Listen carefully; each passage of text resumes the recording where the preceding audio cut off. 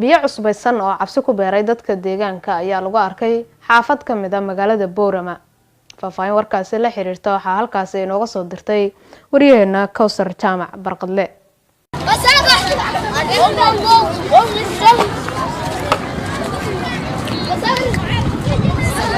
meel maartay turturo habeen midoo laga cabso burcda laga cabso meel kula dagaysa ilaahan ba xaaladda ka warramay shakhs xaalad cusub oo ay deegaankooga ay ku arkeen ayaa dibadda u soo saartay bidana inay ka sheekeeyaan dhacdadani. halkani waa xaafadda Fardaha ee bariga magaalada Boorama. waxaa dhawaan lagu arkay biyo cusbaysan oo ka soo baxay dhulka hoostiisa kuwaas oo cabsi geliyay dadka deegaankaasi sida ay noo sheegeen. maartay nugul meel maartay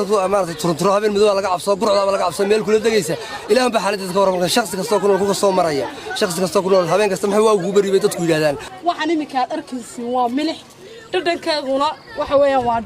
waa dhanaan tii lagu darsanay dariyaha horteeda oo kale imika biyaha ka qarxay ibtu way socotaa dhammaan waxaan ka cabsi qabnaa imika halkan aan deganahay waa hooyageygii gurigu waa inaga arkay suuligu markii hore ayuu naga dagay markii uu dagay wasla wada degtay macna jaajuurkii wixii ku dhasnaa oo dhani imika dhibaatada aan ka qabnaa waxa weeyaan waxaan ka baqaynaa inaan degno waayo bulshaweynta noo timaade ee na soo aragtaaba waxay leedahay waa dagaysiin maalin aad noqotiba maalin baa dagaysiin. guryahan dhididsan iyo musqulaha dudumay waxaa saameeyay biyaha ka soo baxaya dhulka hoostiisa aan la garanayn. kasokow cabsida ay qabaan dadka deegaankaasi waxaa soo gaadhay khasaare aan sii buurnayn waxaana burburay musqulo ambaba suuliyo dadka deegaankaasi ay lahaayeen.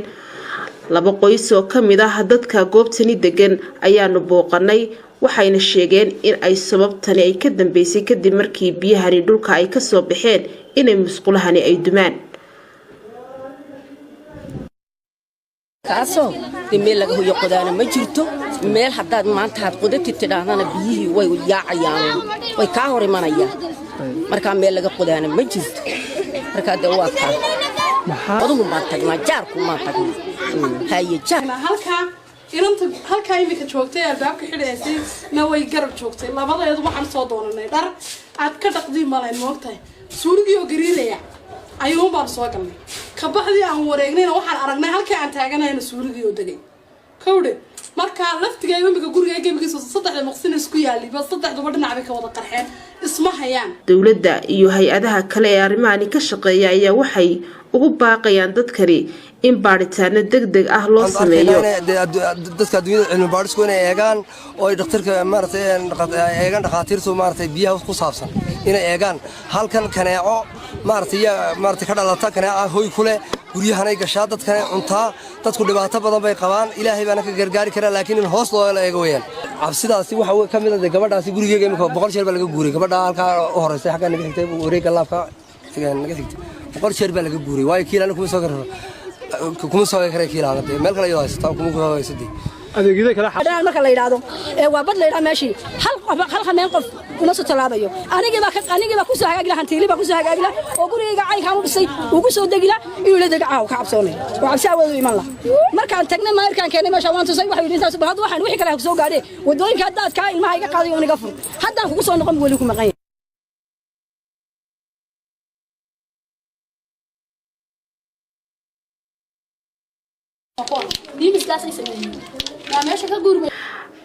inkasta oo dhacdadani ay dareemeen sanadkii 2013 naxdinta iyo walwalka ayaa hadda ah mid cusub maadaama oo biyaha dhulka ka soo baxay ay yihiin wax cusub. dowladda Talyaanigu waxa ay maamulka gobolka Banaadir ku wareejisay gaadiid dabdamisa iyo agab kale.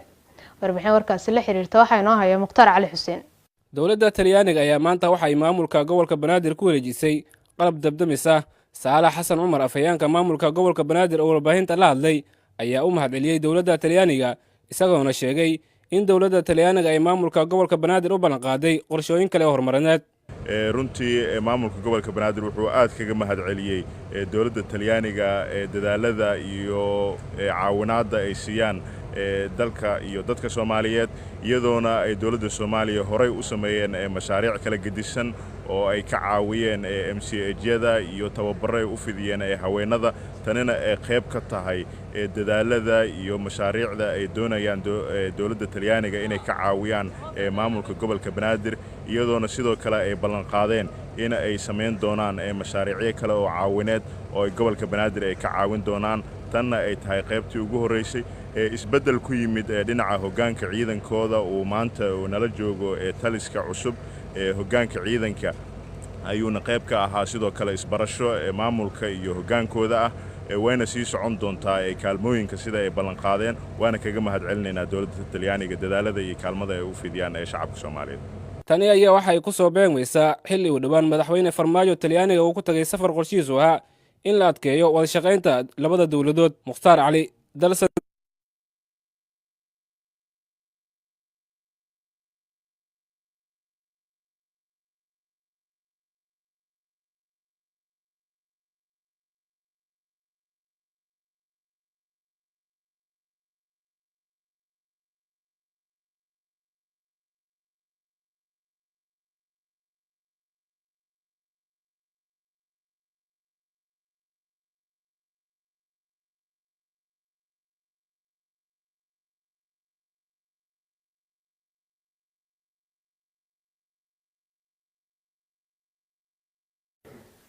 weli wararka telefishinka dalsan ayaa daawadayaal la socotaan markana waxaan eegaynaa wararka ciyaaraha alaba waxa soo jeediya Maxamed Deeq Cusmaan Cali Alfa waad maasantahay xubinteena ciyaaraha waxaan ku soo qaadan doonaa sheekooyinka ugu waaweyn qaaradda Yurub waxaana ku bilaabi doonaa kulan ka tirsan horyaalka Premier League ugu dambeeyay kulamadii 13aad ee horyaalkaasi ee kooxaha waaweyn ee ciyaaraya ay xalay ciyaartay kooxda kubadda cagta ee Arsenal waxaana la ciyaartay kooxda kubadda cagta ee Bournemouth ciyaar ka dhacday guriga kooxda Bournemouth ee ku ciyaarto kulankan ayaa ah mid aad u xamaasad badan iyadoo wiilasha Gunners ee Arsenal guul muhiim ay gaareen kaas oo uu gaarsiiyay ciyaaryahan Aubameyang kaas oo hadda horyaalka Premier League ka dhaliyay ilaa 8 gool kooxda kubadda cagta ee Arsenal ayaa xalay la ciyaartay kooxda kubadda cagta ee Bournemouth kulan ka tirsanaa horyaalka Premier League dalka Ingiriiska Arsenal guul dirqiya ayay ka gaartay kooxda kubadda cagta ee Bournemouth oo gurigooda lagu ciyaarayay kooxda kubadda cagta ee Arsenal xaalkeedu aad buu u wanaagsanaa markaad eegto weerarkeeda laakiinse waxay dirq ay kaga fakadeen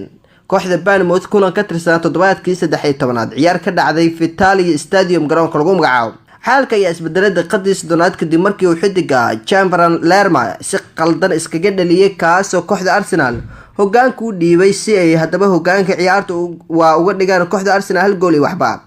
ciyaarta ayaa ahayd mid aad u xamaasad badan xilligaas Bournemouth waxay gashay dadaal aad u xooggan oo ay ku doonaysay inay goolka ay ku soo barbarayso daqiiqadii 45aad ayay Bournemouth ay dhalisay goolka barbaraha iyadoo uu dhaliyay xidiga Jose Kane kaas oo gool qurux badnaa ka dhaliyay kooxda Arsenal sidaas ayaa lagu kala maray qaybtii hore markii la isku soo laabtay qaybtii labaad ee ciyaarta daqiiqadii 67aad ayaa Arsenal dhalisay goolka labaad ee ciyaarta iyadoo uu dhaliyay xidiga Pierre-Emerick Aubameyang kaas oo ciyaarta ka dhigay 2 gool iyo gool oo Gunners hoggaanka ay ku hayso waxaana sidaas ku soo dhamaaday ciyaartii ee Arsenal guul dirqi ay ka gaartay kooxda Bournemouth iyadoo hal dhibic u jirsatay kooxda kubadda cagta ee Chelsea oo kaalinta afraad ka fadhida horyaalka Premier League dalka Ingiriiska kadib guuldaradii ka soo gaartay kooxda kubadda cagta ee Tottenham Hotspur waayahay isla sheekooyinka qaaradda Yurub ayaan ku guda jirnay markaan waxaan eegi doonaa waxyaabaha ugu waaweyn ee wargeysada ay hadal hayaan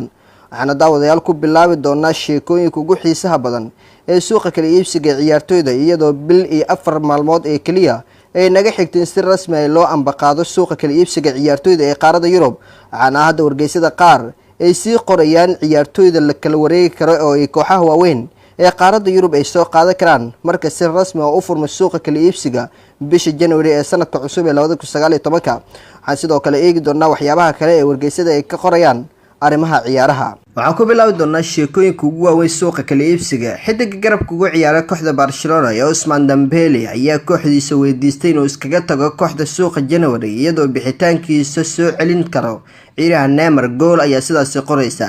xidiga garabka ugu ciyaara kooxda Chelsea Eden Hazard ayaa meesha ka saaray inuu u dhaqaaqi doono kooxda PSG laakiin sidoo kale qartay in Blues uu ka tagi karo xagaagan Channel Plus ayaa sidaas qoraya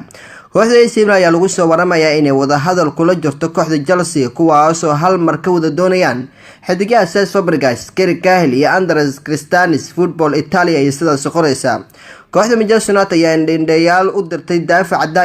da'da yar ee u ciyaaray kooxda West Ham ee lagu magacaabo Reece, kuwaas oo daawaday kulankii West Ham 4 gool iyo waxba kala kulantay guuldaraahi. kooxda Manchester City Metro ayaa sidaas qoraysa. xidiga daafaca uga ciyaaray kooxda Barcelona ee Jordi Alba ayaa qeyrtay in aan wili kooxda Barcelona u soo bandhigin wax mushaar cusub ah, taasoo shaki ku abuurtay mustaqbalkiisa. ee Spain ayaa sidaas qoraysa. kooxda Manchester United ayaa laga yaabaa in ay ilaa iyo xagaaga sugto la seexashada xidiga qadka dhexe uga ciyaaray kooxda Roma ee Lorenzo Pellegrini. Metro ayaa sidaas qoraysa. Manchester United ayaa isku diyaarinaysa in heshiis cusub ay ka saxiixato xidiga qadka dhexe ee John Mata si ay kooxda ugu sii hayso xidig muddo 3 sano ah. Metro ayaa sidaas qoraysa. kooxda PSG ayaa lagu soo waramayaa inay dhamaadka xilli ciyaareedka la saxiixan doonto golayaha kooxda Manchester United ee David De Gea, xilli uu golayaha haatan heshiis shakhsi ah la gaaray kooxda caasimada Faransa. Metro ayaa sidaas qoraysa. ugu dambeyn kooxda Everton ayaa isku dayi doontay inay si toos ah Barcelona uga la wareegto xidiga qadka dhexe ee Andre Gomes, kaasoo haatan si amaahi ku jooga kooxda kubadda cagta ee Everton. Liverpool Ejo ayaa sidaas qoraysa. kuwaas waxa ayaan sheekooyin ugu waaweyn suuqa kala iibsiga ciyaartooyda. markaan haddii aan ku sii socono wararka kale ee qaaradda Yurub, waxaan eegi doonaa markaan kooxda kubadda cagta ee Manchester City xidig ka tirsan ayaa laga yaabaa inuu ku biiro kooxda kubadda cagta ee Real Madrid marka la gaaro bisha January, iyadoo xidigaasi uu noqon doono mid si rasmi ah ugu wareega garoonka Bernabeu Stadium oo Real Madrid ay ku ciyaarto. xidiga u ciyaara kooxda Manchester ayaa lagu soo waramayaa inuu ogolaaday inuu ku biiro kooxda Real Madrid sida ay sheegayaan wararka ka imaanaya dalka Spain. kooxda Real Madrid ayaa doonaysa saxiixa xidiga da'da yar ee u ciyaara kooxda Manchester ee Ibrahim Diaz, xilli uu heshiiska daayarkan dhammaan doono dhamaadka xilli ciyaareedkan. barnaamijka lagu magacaabo jirin Cote ayaa sheegay in ay kooxda Real Madrid ku guuleysatay saxiixa xidiga da'da yar ee Ibrahim Diaz, kaasoo 19 sano jir ah, isagoo heshiiskiisa oo saxiixi doono suuqa January, laakiin si xur ay ugu biiri doono dhamaadka xilli ciyaareedkan. Real Madrid ayaa ka faa'iideysanaysa burburka wada hadallada ee Manchester ku doonaysa in heshiis cusub ee ugu saxiixato daayarka aadka loo qiimeeyo ee mustaqbalka kula kubadda cagta. Manchester ayaa wax walba u sameynaysa in heshiis cusub ay ka saxiixato, laakiin xidiga ayaan doonayn inuu sii joogo England maadaama ayna City u balaqaadi karin booska kooxda koowaad. Pep Guardiola ayaan doonaynin inuu waayo xidigan, laakiin wararka ayaa sheegaya in Real Madrid ku guuleysatay saxiixa xidiga reer Spain, haatan sugaysa suuqa January in heshiis rasmi ah ay ka saxiixato daayarkaasi. haddii aan kusii socdo sheekooyinka qaaradda Yurub, markaan waxaan eegi doonaa ciidanka heerka caalamiga ee Cancelo Higuain ayaa hal arrin ka sugaya si uu ugu biiro kooxda kubadda cagta ee Chelsea. wararka imaanaya dalka Talyaani ayaa sheegaya in Cancelo Higuain uu doonayo inuu ku biiro kooxda Chelsea kadib markii AC Milan diiday inay si toos ah u la wareegto marka uu dhameysto heshiiskiisa amaahda. Cancelo Higuain ayaa Milan qaab amaahi ugu soo biiray xagaagan markaas uu ka yimid kooxda difaacanaysa horyaalka Serie A ee Juventus. tababaraha kooxda AC Milan ee Gattuso ayaa sheegay in kooxdiisa doonaynin inay si toos ah u la wareegto Cancelo Higuain xagaaga dambe.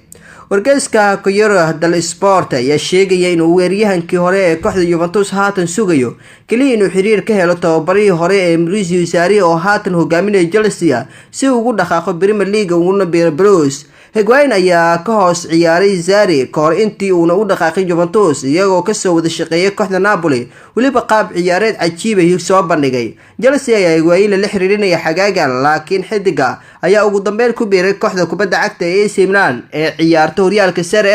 A dalka Talyaaniga. daawadayaal, xubinta ciyaarahana waa iga intaa ku kulmi doono xubin caynkan oo kale. amaana Allah. halkaas haddii aynu ku dhaafno wararka ciyaaraha, iminkana wararka ugu waaweyn dhinaca dibadda. duqeyn diyaaradaha Faransiisku ay ka geysteen dalka Mali waxa ay sheegeen in ay ku dileen xubin sare oo ka tirsan kooxaha Islaamiyiinta ee ka dagaalama gudaha wadankaasi. sarkaal sare oo xubin ka ah kooxda hubeysan ee Janaadul Nusra al-Islaam wal Muslimiin ayaa lagu dilay duqeyn dhanka cirka ah oo ay fuliyeen diyaaradaha Faransiiska ee ku sugan gudaha Mali, sida ay ku warameen ilaha ammaanku. afhayeen u hadlay ciidamada ammaanka ayaa waxa uu sheegay in howlgal wada jir ah lagu dilay Amoudi Koba oo ah xubin ka tirsan kooxdaasi. General Abdullah Ciise ayaa waxa wakaalada wararka AFP u sheegay in shalayto ay dileen sarkaalkaasi ka tirsanaa jabhadda ka dagaalanta gudaha wadankaasi, kaasi oo lagu dilay deegaan hawd ah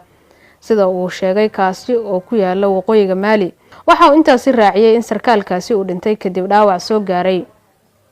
Amanda Kofa waxa uu kamid ahaa hogaamiyaasha kooxaha ka dagaalama gudaha dalka Mali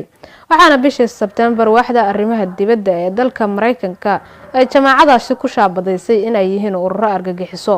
warkii oo daawadayaal idinkaga imaanayay telefishinka dalsan xaruntiisa dhexe ee magaalada Muqdisho anaga inta warkiisa kale intaan dib ugu kulmayna waxa idinkaga tageynaa amaanal